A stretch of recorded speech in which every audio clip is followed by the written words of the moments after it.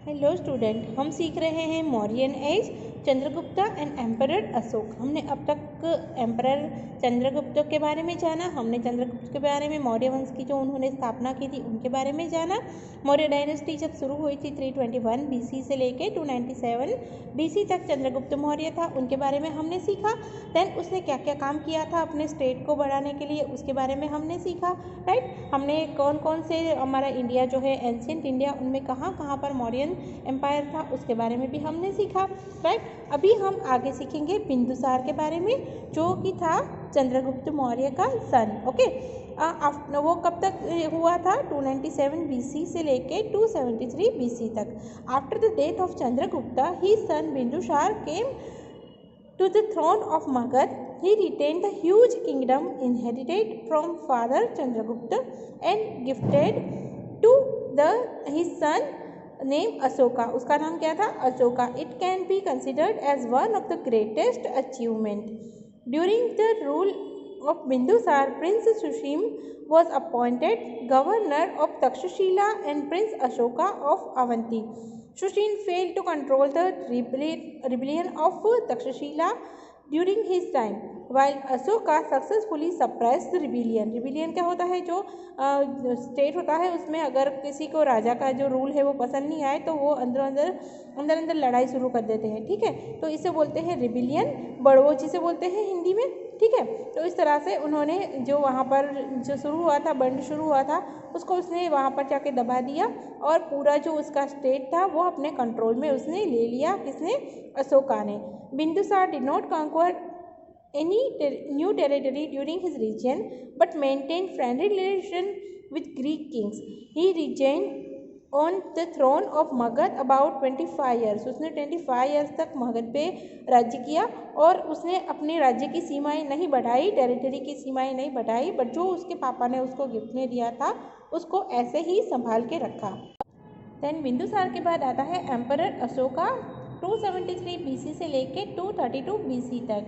After the death of father Bindusara, Ashoka had clashes with his elder brother Susima and half for brother step brother. Thus he came to power but his coronation was done after 4 years. State capital in Pataliputra. क्या हुआ था? उसके father की death हो गई, उसके बाद उसने 4 साल के बाद शासन अपना जो है वो संभाला, बिकॉज उसका बड़ा भाई जो था सुसीम और उसके जो स्टेप ब्रदर थे, पहले के ज़माने में राजाओं को बहुत सारी रानियां हुआ करती थी, है ना, तो उनके जो बेटे थे सुसीम के अलावा भी उसके बहुत सारे भाई थे, हाफ ब्रदर जिसको बोलते हैं, तो वो जो उसके साथ उनकी लड़ाई हुई और आफ्टर 4 year उन्होंने जो स्टेट कैपिटल था पाटलिपुत्र का, उन्होंने वो संभाला, राज्य उन्होंने संभाला। After the coronation Ashoka increase the royal inheritance and inherited from his father. उसने जो अपने पापा से विरासत मिली थी राज्य की उसको बढ़ाया उसने। According to his stone inscription his empire extended from Kandahar to Peshawar on the north western border to Nepal in northern India. कहाँ से लेके? कंधार से। आप जब नक्शा देखोगे इसका तो आपको पता चलेगा कि कहाँ पर ये कंधार है, पेशावर जो अभी के पाकिस्तान में है, और वहाँ से लेके नॉर्थ वेस्टर्न बॉर्डर नेपाल की वहाँ तक नॉर्दर्न इंडिया तक उन्होंने अपना जो एम्पायर है वो बढ़ाया। अप टू मैसूर, अभी का जो कर्नाटक है वो, in south Gujarat Saurashtra, in the west Magadha present Bihar, in east Kalinga present in Odisha. कहाँ तक उसने अभी का नक्शा जो देखोगे इंडिया का तो आपको पता चलेगा कि वो कहाँ से कहाँ तक उसने अपना जो एम्पायर है उसे आगे बढ़ाया। यहाँ पर हम लोग देख सकते हैं उसका जो कहाँ से पेशावर के लिए बोला था, कंधार, यहाँ तक उसने अपना जो साम्राज्य था उसको बढ़ाया कंधार से लेके, फिर यहाँ पर नेपाल के बॉर्डर तक उसने अपना साम्राज्य बढ़ाया। देन सौराष्ट्र में भी उसका जो है अभी गिरनार जहाँ पर आप देख रहे हो यहाँ पर नक्शे में सौराष्ट्र है, वहाँ पर अभी वहाँ पर भी अशोक की इंस्क्रिप्शन पाई गई है, तो उसकी वजह से हमें पता चलता है कि यहाँ तक भी उसका साम्राज्य हुआ करता था। देन यहाँ पर पूरे कर्नाटक में भी उसका जो साम्राज्य था वो यहाँ तक फैला हुआ था। इन शॉर्ट पूरे इंडिया में जब तक इंडिया हमारा डिवाइड नहीं हुआ था उससे पहले की ये बात है, 273 BC से लेके आगे की बात है ये। तो तब तक पूरे मगध का जो साम्राज्य था वो पूरा मौर्यन एम्पायर पूरे इंडिया में फैला हुआ था। यहाँ पर नक्शे में आप देख सकते हो, जहाँ पर रेड डॉट है वहाँ पर सब जगह पर सम्राट अशोक का साम्राज्य हुआ करता था। कौन सी बात है ये? 273 BC की बात है।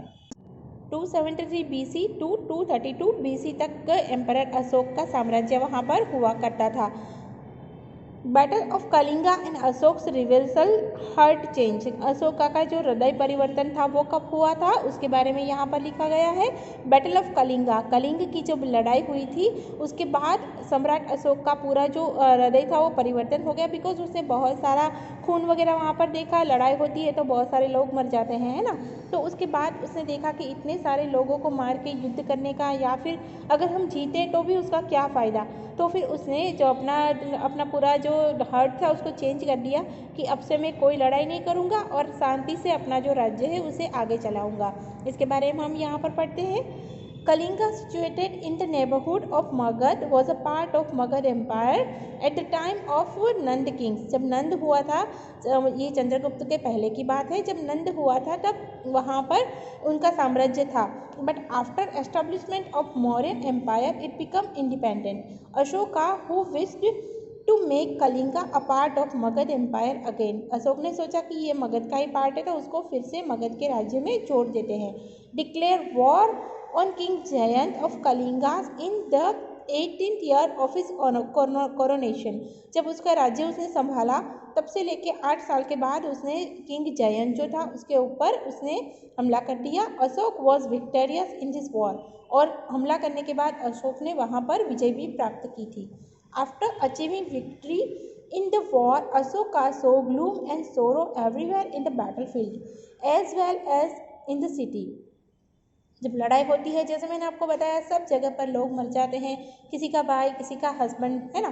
तो उस तरह से उसने सिटी में भी सबको दुखी देखा, बिकॉज जो जिनके घर के अपने जो गुजर जाते हैं उसके बाद घर में भी बहुत ज़्यादा दुख होता है ना। कलिंगा के फोर के बाद अशोक ने जो इंस्क्रिप्शन लिखा हुआ था स्टोन पे, उसमें ये लिखा हुआ था, मैं आपको इसका शॉर्ट में बता देती हूँ, इसका पूरा इंग्लिश ट्रांसलेशन है ये, मैं आपको शॉर्ट में बता देती हूँ। उसमें उसने ऐसा लिखा था कि 8 साल के बाद जो मैंने कलिंग को जीता उसमें बहुत सारे लोग, यानी कि 1.5 लाख से ज़्यादा लोगों को कैद कर लिया गया और 1 लाख से ज़्यादा लोग उसमें मर गए। तो जो पीपल जिन्होंने युद्ध में पार्टिसिपेट किया था, जिन्होंने अपने को खो दिया युद्ध में, उसकी वजह से मैं बहुत परेशान हूँ और मैं बहुत दुखी हूँ। सो यहाँ मैं ये डिक्लेयर करता हूँ कि मैं आज के बाद कोई युद्ध नहीं करूँगा और जो बुद्ध का जो रूल है उसको फॉलो करूँगा, और उससे मैं लोगों को समझाऊँगा कि प्यार से लोगों को जीता जा सकता है, किसी पर ज़बरदस्ती करके किसी लोगों को जीता नहीं जा सकता। तो इस तरह से अशोक ने जो प्राकृत भाषा है उसमें यहाँ पर लिखावट की है स्टोन इंस्क्रिप्शन में, आफ्टर कलिंगा की वॉर के बाद। अशोका की जो इंस्क्रिप्शन है उसमें ये वहाँ पर लिखा गया है, ये उसका इंग्लिश ट्रांसलेशन है। यहाँ पर धम्म का मतलब होता है प्राकृत है वो, संस्कृत का धर्म वर्ड जो होता है उससे आया है धम्म, और जो बुद्धिस्ट होते हैं वो इसको फॉलो करते हैं। ठीक है, नाउ यहाँ पर एक क्वेश्चन बनता है, विच चेंजेस केम इन अशोका आफ्टर कलिंगा वॉर। जब कलिंगा की वॉर हुई उसके बाद अशोक में कौन कौन से चेंजेस आए, उसका आंसर हमें हमारे ये वाले पैराग्राफ में मिल जाएगा। After achieving victory in the war Ashoka so gloom and सोरो एवरीवेयर। यहाँ पर आपको ये जो पूरा क्वेश्चन है उसका आंसर यहाँ पर मिल जाएगा कि आफ्टर वॉर इसमें कौन कौन से चेंजेस आए। ठीक है, आगे हम पढ़ते हैं अशोका के बारे में। यहाँ पर Ashoka's inscription written in Prakrit language has been found on the way to Damodar Kund near Girnar mountain in Junagadh Gujarat. Junagadh Gujarat में ये वाला इंस्क्रिप्शन आपको अशोका का जो आगे वाला हमने पढ़ा वो मिल जाएगा वहाँ पर अभी भी इसको हमारे जो पुरातत्व खाता है आर्कियोलॉजिस्ट, उन्होंने यहाँ पर उसको अभी तक संभाल के रखा हुआ है। This inscription contain article of 3 kings. This article is from King Mahaksatra Rudra Daman. This article gives detail about Sudarshan Talab Lake Reservoir जो है वहाँ पर constructed by Governor Pushyagupta who was governor at the time of Maurya king Chandragupta. Canals made for irrigation by Yavanraj, who was governor at the time of Ashoka.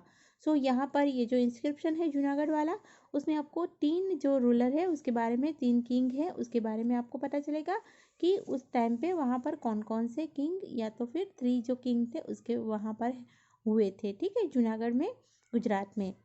Study map 6.2 to obtain more information about the places where Ashoka's inscription have been found. यहाँ पर देखिए हमारा जो ये map है हमारे book में दिया गया है, उसमें बहुत सारा हमें इंफॉर्मेशन मिल सकता है। पर देखिए जहाँ पर से वो आर्चिव यानी कि इंस्क्रिप्शन पाए गए हैं वो सारा यहाँ पर हमारे नक्शे में हमें बताया गया है कि कहाँ कहाँ पर हमें जो है इंस्क्रिप्शन मिले हुए हैं। 3 टाइप के इंस्क्रिप्शन मिले थे अशोका के टाइम पे जो उन्होंने बनवाए थे, उसमें greater inscription, smaller inscription and inscription on pillar हुआ था। तो यहाँ पर हमें जो गिरनार में मिला है वो ग्रेटर इंस्क्रिप्शन था, और जो उसमें बहुत सारा लिखावट जो थी उसमें 3 किंग के बारे में बताया गया है। उसके बाद हमें रांची में से भी एक मिला हुआ था जो सारनाथ का है, वो भी हमें पिलर इंस्क्रिप्शन है वो भी मिला हुआ था। वो सब अशोका का था इंस्क्रिप्शन, जिससे हमें अशोका के बारे में और उसके टाइम पे जो रूलर थे उनके बारे में हमें डिटेल में इंफॉर्मेशन मिल सकती है। ठीक है,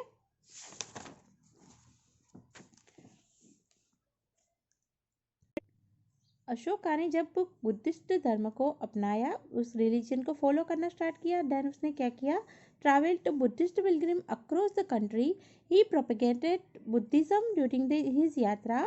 Ashok drew inspiration from teaching of Gautam Buddha and showed the path of Dhamma to his people. He engraved inscription and pillar articles in various places of his empire. To solve the problem at that time, Ashoka set up a religious department.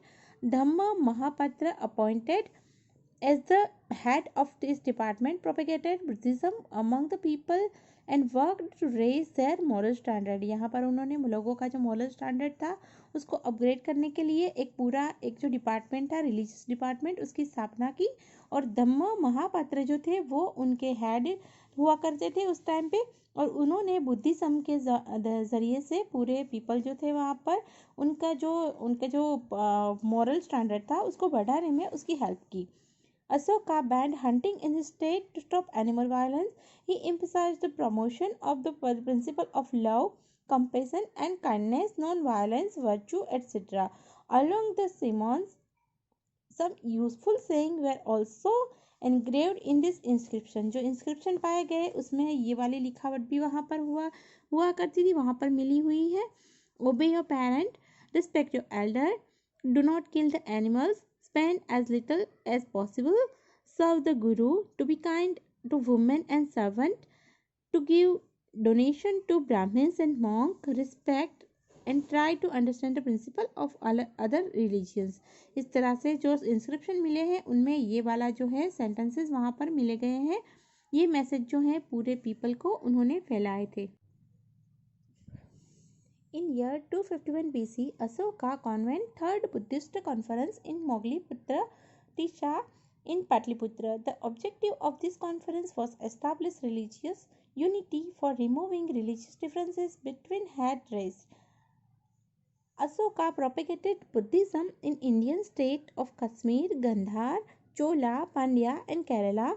Emperor Ashoka sent missionary boats to Myanmar, Ceylon अभी का जो श्रीलंका है वो, Syria, Egypt, Macedonia etc. Ashoka sent his son Mahendra and daughter Sanghamitra to Ceylon to preach Buddhism.